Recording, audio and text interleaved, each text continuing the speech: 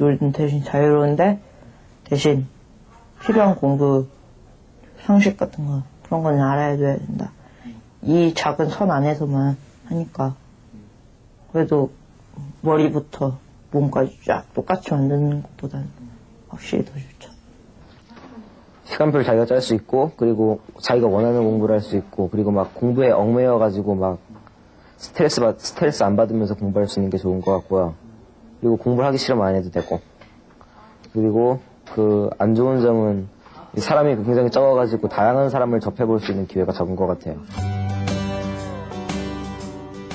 남한산 작은 학교의 아주 중요한 공부 중 하나는 아이들이 손수하는 점심 식사 준비다.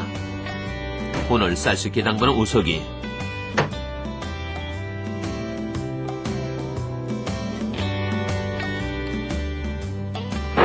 상차림은 우리가 맡았다.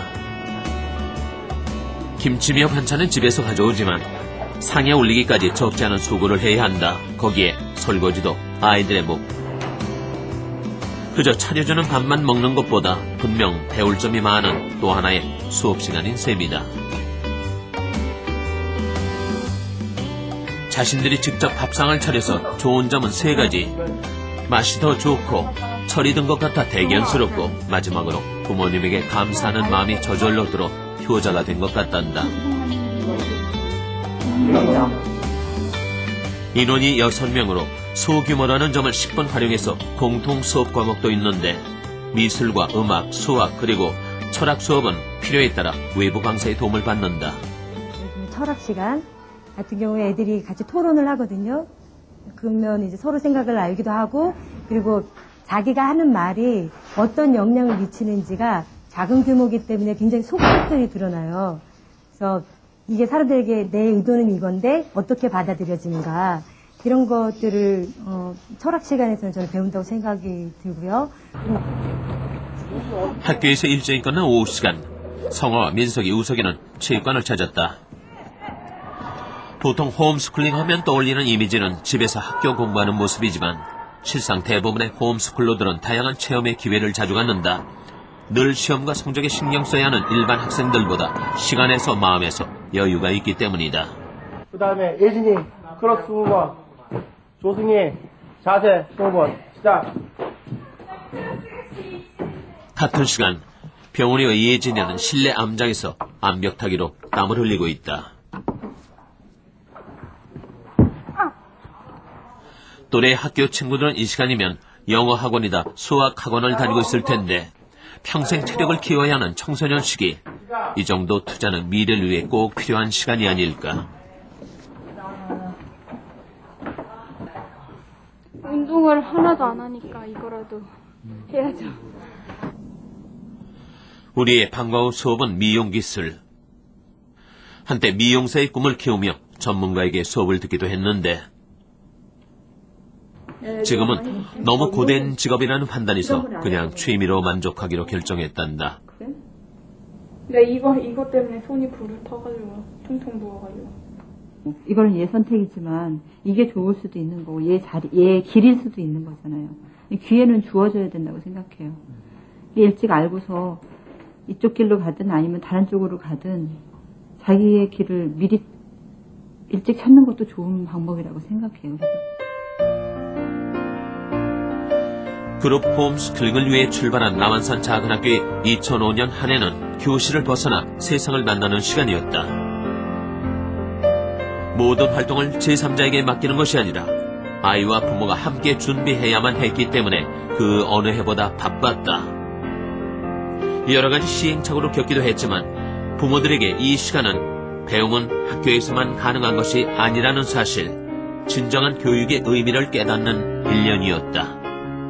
학교 교육을 집에서 한다, 그것이 아니고, 그러니까 가장 기본 패러다임이라면은 삶이 곧 교육이다. 저는 이것이 그 홈스쿨링을 가장 잘 표현하는 어떤 명제라고 생각이 되는데요. 그러니까 교육하면 학교 교육이 학교의 울타리에 있는 것이 아니고 그 생활, 그 삶, 그 자체가 곧 교육의 장이라는 그 인식이 홈스쿨링 밑바닥에 깔려 있다고 봐요. 남한산 작은 학교의 부모들은 매주 한 번 정기 모임을 갖는다. 오늘은 올 1년의 전체적인 계획을 점검하고 확정하기 위한 2차 모임이 있는 날. 1차 모임에서 나온 지리산 종주 계획에 대한 아이들의 반응부터 전했다. 지리산.